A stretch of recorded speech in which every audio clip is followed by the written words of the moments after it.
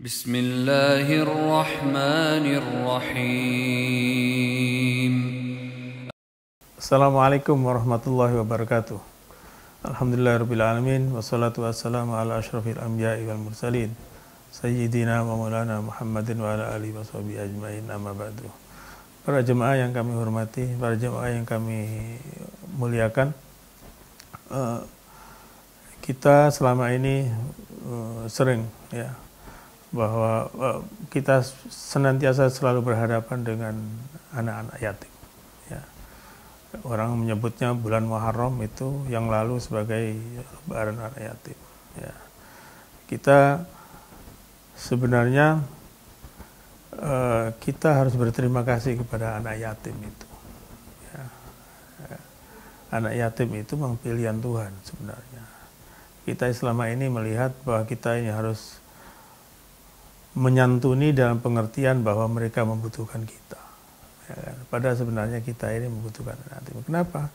Karena dengan adanya anak yatim di daerah kita itu Tuhan tidak menjadi mengadab kita. Tuhan memberikan satu perantara anak yatim itu. Jika kita menghadapi kesulitan dengan mengusap mereka dan kemudian berdoa kepada Allah Subhanahu wa taala. Jadi ini perlu kita ubah persepsi kita terhadap tentang anak yatim itu.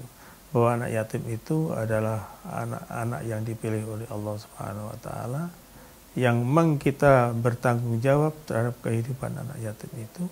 Tapi anak yatim itu sebenarnya dia membawa berkah sendiri kita. Para jemaah yang kami hormati, ada sebuah hadis menyebutkan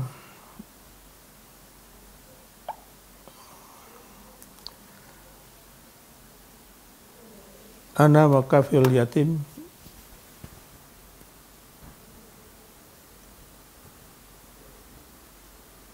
fil jannah hakada, kata Rasulullah.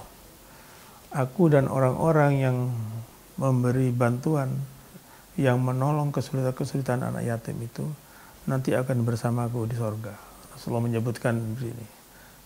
Jadi artinya bukan victory, tapi ini berdua nanti dengan Rasulullah di sorga. Tentu sorga Rasulullah melebihi sorga-sorga siapapun. Surganya yang paling tinggi, dan itu dijamin siapapun yang membantu anak yatim, itu akan dijamin surganya oleh Allah Subhanahu wa taala. Para jamaah sekalian yang kami hormati, kita biasanya kalau bertemu dengan anak yatim itu kita mengusap kepalanya. Itu memang disunatkan, Anak kecil itu memang disunatkan untuk dielus kepalanya. Dalam sebuah hadis Bukhari disebutkan, kalau anak yatim kita mengelusnya itu dari belakang ke depan. Tapi kalau anak kecil biasa itu dari depan ke belakang. Jadi anak yatim, Apa gunanya kita mengelus kepala anak yatim itu? Ada sebuah hadis Rasulullah menyebutkan,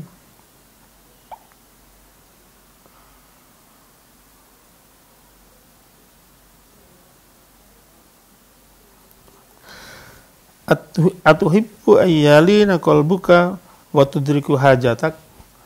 Maukah kamu hatimu tidak gundah, tidak stres, dan juga cita-citamu terkabulkan, kata Rasulullah SAW. Irhamil yatim, maka sayangilah anak yatim. Wamsah ra'sahu, dan usaplah kepalanya. Wat'imhu min ta'amika, dan berilah makan dia dari makanan-makanan kamu. Bukan berarti anak yatim kemudian dimakan makanannya, diberi makanan yang sederhana, sementara orang yang memberi makan itu makan yang mewah. Tidak. Berilah makan dia dengan makananmu. Yalinu qalbuk, maka lunaklah hatimu. Kamu tidak akan stres. Wa tudriku hajatak, dan kemudian engkau akan mendapatkan hajat-hajat kamu. Jadi sebenarnya kalau kita punya tujuan dan sebagainya, kata Rasulullah, datangilah panti asuhan. Usaplah kepalanya anak yatim itu dari belakang, dan kemudian kita berdoa kepada Allah Subhanahu wa taala. Ya Allah, apa tujuan-tujuan kita, insya Allah akan dikabulkan oleh Allah Subhanahu wa taala. Dan ini perlu juga kita ubah sebenarnya. Kita ini biasa mengumpulkan anak yatim seolah-olah pertunjukan. di masjid, di mana sebagainya, anak yatim seolah-olah pertunjukan. Itu kalau bisa jangan dilakukan seperti itu.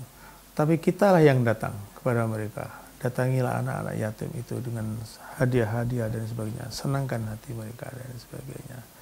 Karena ada sebuah hadis menyebutkan, ada suatu dosa yang tidak bisa diampuni kecuali dia menyenangkan anak kecil.